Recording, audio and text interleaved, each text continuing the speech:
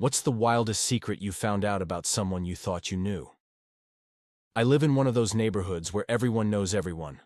The kind where the mailman greets you by name, kids sell lemonade on the corner and block, parties are practically mandatory.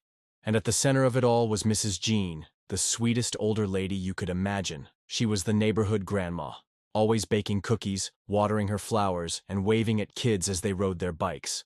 Past her perfectly trimmed lawn.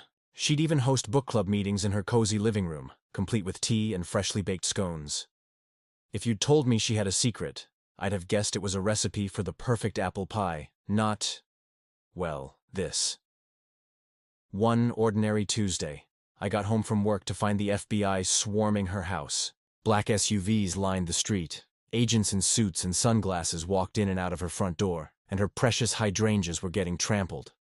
At first, I thought, there's no way. Mrs. Jean? She's basically a human cinnamon roll. My curiosity got the better of me, so I hung around, trying to catch snippets of conversation from the agents or nosy neighbors. But no one seemed to know what was going on, until the local news aired the story later that evening. Turns out, Mrs. Jean had been running an illegal gambling ring out of her basement for years.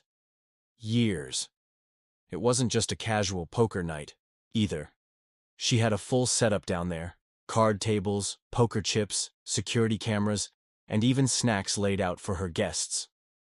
Apparently, her operation catered to other retirees in the area, most of whom were more than happy to throw down their pensions in high-stakes bingo and poker games. And Mrs. Jean, she wasn't just running the show, she was winning. They called her the Queen of Spades, and she was raking in thousands of dollars every week. I heard from a neighbor that she even had a secret stash of cash hidden in cookie jars and gardening pots around her house. The most mind-blowing part? None of us had a clue. She kept everything so low-key. Every time you saw her, she'd flash you that sweet grandma smile and ask how your day was going. Meanwhile, she was running an underground empire right under our noses.